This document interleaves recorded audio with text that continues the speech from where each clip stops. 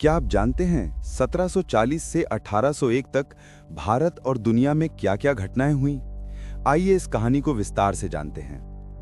1740 दुनिया और भारत दोनों एक बड़े मोड़ पर खड़े थे। पुरानी ताकतें कमजोर होने लगी थीं और नई शक्तियां जन्म ले रही थीं। यूरोप में 1740 में शुरू हुआ ऑस्ट्रियाई उत्तराधिकार युद्ध, जिसने पूरे महाद्वीप को हिला दिया। सत्ता, जमीन और ताकत की इस लड़ाई ने यूरोपीय देशों को एक दूसरे के खिलाफ धकेल दिया। उसी साल फ्रेडरिक द्वितीय प्रशिया का राजा बना, एक ऐसा शासक जिसने आने वाले दशकों में यूरोप की राजनीति और युद्ध रणनीति को पूरी तरह बदल दिया। इधर भारत में 1740 ने एक दर्दनाक मोड़ दिया। मराठा साम्राज्य के महान पेशवा बाजीराव प्रथम दुनिया को अलविदा कह गए। उनकी मौत के साथ मराठा शक्ति का संतुलन डगमगाने लगा और देश धीरे धीरे छोटे छोटे संघर्षों में बंटने लगा। मुगल साम्राज्य, जो कभी अजेय माना जाता था, अब कमजोर पड़ चुका था।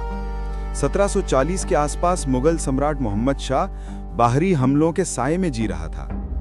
नादिर शाह का आक्रमण उस शासन को और भी टूटा हुआ छोड़ गया। खजाना खाली, सेना कमजोर और सिंहासन सिर्फ नाम भर का। इन्हीं सालों में गाजियाबाद, तब गाजीउद्दीन नगर की स्थापना हुई, एक छोटा सा शहर जो बाद में व्यापार और मार्गों का महत्वपूर्ण केंद्र बन गया। लेकिन असली तूफान अभी आगे था। 1740 से 1760 के बीच भारत एक नए खेल का मैदान बन गया, यूरोपीय ताकतों के लिए। फ्रांसीसी और अंग्रेज व्यापार के बहाने आए, पर धीरे धीरे उनके कदम सैनिक ताकत की ओर बढ़ने लगे। कर्नाटक के युद्धों ने साफ कर दिया कि असली लड़ाई सिर्फ मसालों और कपड़ों की नहीं, बल्कि सत्ता की है। फिर 1757 प्लासी की लड़ाई। सिराजुद्दौला के पतन के साथ ईस्ट इंडिया कंपनी ने भारत की किस्मत की बागडोर पकड़ ली। ये वो पल था जब व्यापार एक शासन में बदलने लगा। 1761 पानीपत का तीसरा युद्ध। मराठों की हार ने उत्तर भारत को खाली मैदान कर दिया और इसी खालीपन में कंपनी की पकड़ और गहरी होती गई। 1770 बंगाल का भयानक अकाल। लाखों लोग भूख से मर गए। ये सिर्फ एक त्रासदी नहीं थी, बल्कि कंपनी शासन की कठोर नीतियों का काला प्रतिबिंब था। उसी दशक में वॉरेन हेस्टिंग्स पहले गवर्नर जनरल बने और भारत का प्रशासन अंग्रेजी कानूनों और नियंत्रण में ढलने लगा। 1775 से 1782 पहला मराठा युद्ध। मराठा साम्राज्य ने फिर उठने की कोशिश की, लेकिन संघर्ष ने उन्हें और थका दिया। दूसरी तरफ दक्षिण में मैसूर एक उभरती हुई ताकत बन रहा था। हैदर अली और फिर टीपू सुल्तान, दो नाम जिन्होंने अंग्रेजों को खुद को अजेय समझने नहीं दिया। 1780 से 1784 पहला अंग्रेज मैसूर युद्ध, फिर दूसरा और फिर तीसरा। हर जंग ने यह साबित किया कि भारत अब सिर्फ एक देश नहीं, बल्कि सत्ता की एक भट्टी है जिसमें हर ताकत खुद को साबित करना चाहती है। 1784 में पिट्स इंडिया एक्ट आया। अब कंपनी अकेली मालिक नहीं रही।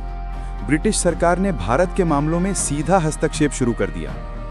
ये वही दौर था जहां भारत अब पूरी तरह एक साम्राज्यवादी ढांचे में फंस चुका था। 1790 के दशक में मराठे, मैसूर, सिख, राजपूत, हर शक्ति अपने अस्तित्व के लिए लड़ रही थी। लेकिन एक एक कर सब कमजोर होते गए और अंग्रेज धीरे धीरे और नफासत से हर कोने में अपनी पकड़ जमाते चले गए। 1799 श्रीरंगपट्टनम, टीपू सुल्तान का अंत। दक्षिण भारत की आखिरी दीवार गिर गई और इसी पल से ब्रिटिश साम्राज्य का रास्ता लगभग साफ हो गया। 1801 अवध के बड़े हिस्से का अधिग्रहण। अब भारत का उत्तर, पूर्व और दक्षिण तीनों दिशाएं ब्रिटिश नियंत्रण के घेरे में आ चुकी थीं। स्थानीय राजाओं के पास सिर्फ उपाधियां बची, सत्ता नहीं। 1740 से 1801 तक के ये 61 साल सिर्फ घटनाओं का सिलसिला नहीं थे। ये एक युग का अंत और एक नए शासन की शुरुआत थी। मुगल ढह गए, मराठे थक गए, टकराव बढ़ते गए और अंग्रेज भारत के भविष्य पर धीरे धीरे पूरी तरह छा गए। अगर आपको ये वीडियो पसंद आया हो तो हमारे चैनल को सब्सक्राइब करें, वीडियो को लाइक करें और अपने सुझाव या कोई दिलचस्प इतिहास का विषय कमेंट करके बताएं। जल्द ही उस विषय पर भी एक नई वीडियो आएगी।